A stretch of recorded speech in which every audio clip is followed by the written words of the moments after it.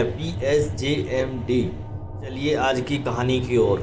यह कहानी लक्ष्मीपुर गांव की है। गांव के त्रिभुवन के पास बहुत सारी गायें थी। वो उनका दूध बाजार में बेचते और उसी से उनकी रोजी रोटी चलती थी। वे रोज़ सुबह दूध निकालने के बाद गायों को लेकर इस गांव से उस गांव, कभी नदी किनारे, कभी मैदान और कभी जंगल में घूमा करते थे और दिन ढलते ही गांव की ओर निकल पड़ते। दिन भर वे घर से बाहर ही रहते, इसलिए भूख मिटाने के लिए वे सत्तू तो कभी कुरमुरा तो कभी रोटी और इसके साथ ही दूध, दही, लस्सी, मट्ठा भी ले जाते और किसी पेड़ की छांव में बैठकर खा पीकर मस्त रहते।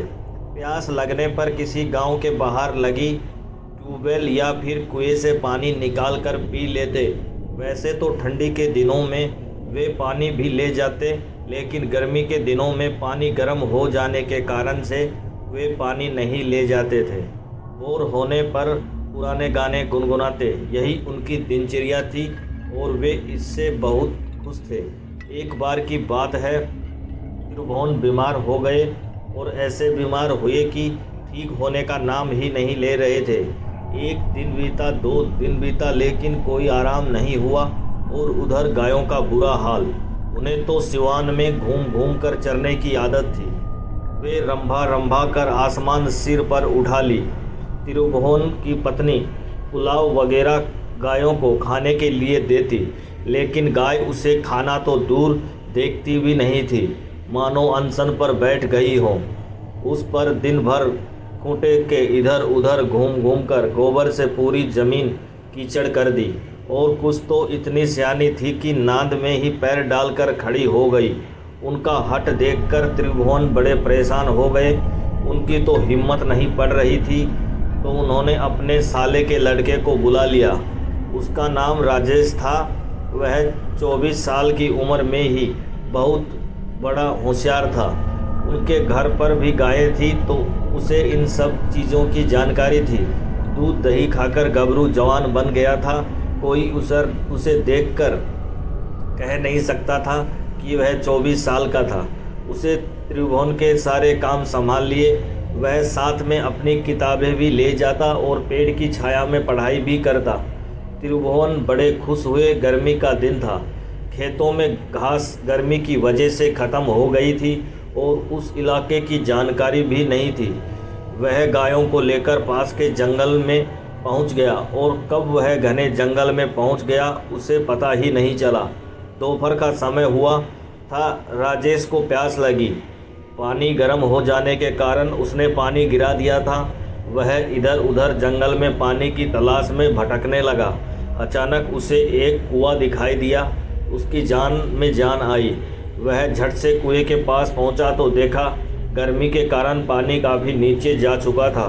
उसने एक छोटी बाल्टी ली जिसे वह अपने साथ रखता था। उसे अपनी धोती से बांधकर पानी निकालने की कोशिश की, लेकिन कामयाब नहीं हुआ।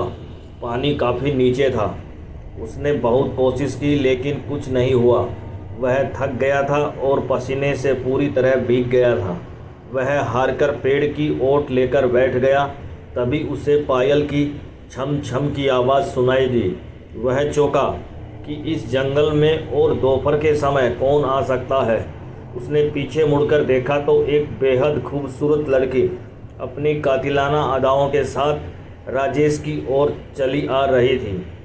राजेश ने उसे एकटक देखता रहा। उस किशोरी की खूबसूरती में राजेश खो गया था। पास आकर उस किशोरी ने नटखट अदा के साथ राजेश को पूछा, प्यास लगी है क्या? मैं पानी पिला दूं? राजेश तो जैसे शुद्ध बुद्ध खो बैठा था। उसने घबराकर हाँ में सिर हिला दिया। किशोरी आगे बढ़ी और कुएं की जगत पर पहुंचकर अपने दोनों हाथों से उंगली बनाई और कुएं में झुक गई। राजेश जैसे सम्मोहित हो गया था। उसे कुछ दिखाई ही नहीं दे रहा था। किशोरी ने पानी निकाला और राजेश की तरफ बढ़ी। राजेश बिना कुछ बोले अपने हाथों की अंजुली बनाकर अपने मुंह से सटा लिया। किशोरी ने अपने अंजुली का जल राजेश की अंजुली में उड़ेलना शुरू किया और राजेश ने उस अमृत रूपी जल को पीना शुरू कर दिया। वह बात अलग थी कि उसके अंजलि का आधा पानी जमीन पर गिर रहा था, क्योंकि अभी भी वह उस किशोरी के चेहरे की खूबसूरती को एकटक देखे जा रहा था। ना तो किशोरी के हाथ से जल खत्म हो रहा था और ना ही राजेश की प्यास बुझ रही थी। ऐसा प्रतीत हो रहा था जैसे सदियों की प्यास आज तृप्त हो रही हो। यह सिलसिला करीब आधे घंटे तक चला। तभी किशोरी ने ध्यान दिया कि राजेश पानी कम पी रहा था और उसके चेहरे का रसपान अधिक कर रहा था, तो वह असहज होते हुए बोली, और पिलाऊं कि बस।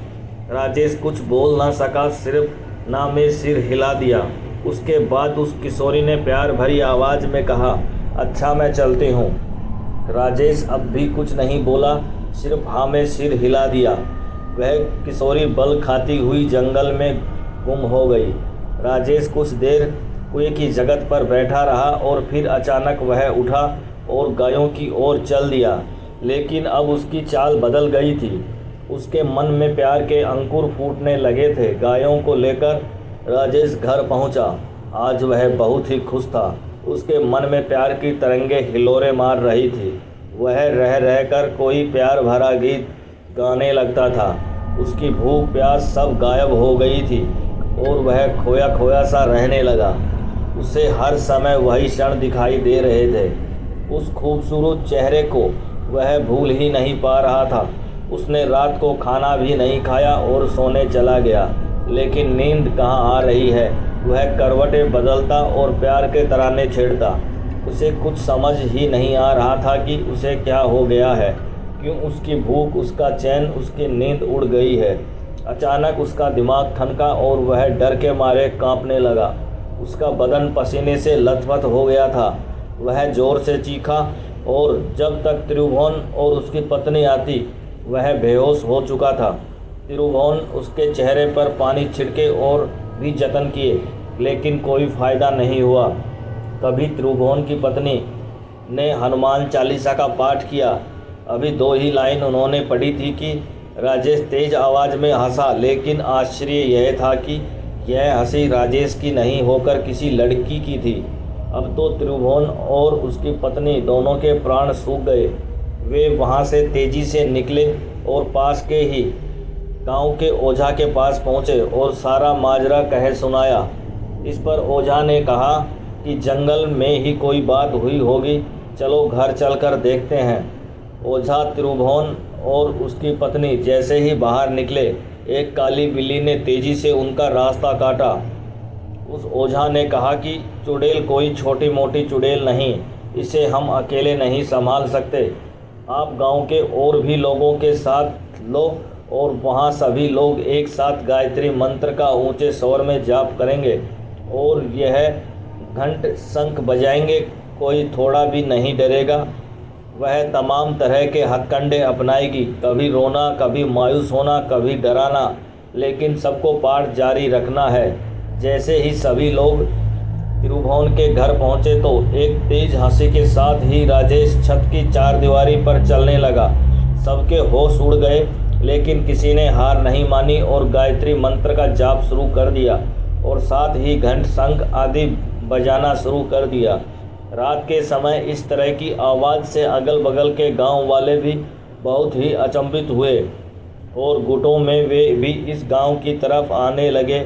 इधर ओझा ने अपने कार्य शुरू किए। जैसे जैसे ओझा के मंत्रों का प्रभाव बढ़ता, वह चुड़ैल और भी भयानक तरीके से लोगों को डराती। कभी वह उल्टे पांव चलती तो कभी छत पर उल्टा चलने लगती, तो कभी भीड़ के किसी एक खास की तरफ तेजी से बढ़ती, लेकिन वह किसी को छू नहीं पाती। 2 घंटे तक यह कार्यक्रम चला। सुबह के 4 बजने वाले थे। तभी ओझा की नज़र वहाँ गिरे गुलाब के फूल पर पड़ी। उस पर खून लगा हुआ था। उसने वह फूल जैसे ही उठाने की कोशिश की, चुड़ैल खूब जोर से चिल्लाई और एक भयानक आवाज़ तेजी से ओझा की ओर झपटी। लेकिन तब तक ओझा ने फूल को आग में डाल दिया और आग में डालते ही राजेश का शरीर शांत होने लगा और कुछ ही समय में एक तेज चित्कार के साथ एक काला गहरा धुआं राजेश के मुंह से निकला और राजेश उठकर बैठ गया। पूरा माहौल सामान्य हो गया था ओझा के पूछने पर राजेश ने सारी बात बता दी और उसने बताया कि उसे रात को नींद नहीं आ रही थी। तभी वह चुड़ैल मेरे पास उसी रूप लड़की में आई और तब मुझे शक हो गया। मैंने उससे उसका नाम पूछा। वह कुछ नहीं बोल रही थी। उसने इस गुलाब के फूल के कांटे को मेरी अंगुली से चुभा दिया और जैसे ही इसमें खून लगा वह अपनी असली रूप में आ गई। इस घटना के बाद राजेश के साथ ही त्रिभुवन भी उस जंगल की तरफ जाना छोड़ दिए। लोग उस चुड़ैल का प्यार से काफ़ी हस्तप्रभ थे। कई दिनों तक यह बात लोगों के बीच बनी रही। इसी के साथ यह कहानी समाप्त होती है। कहानी अच्छी लगी हो तो लाइक, शेयर और सब्सक्राइब करें।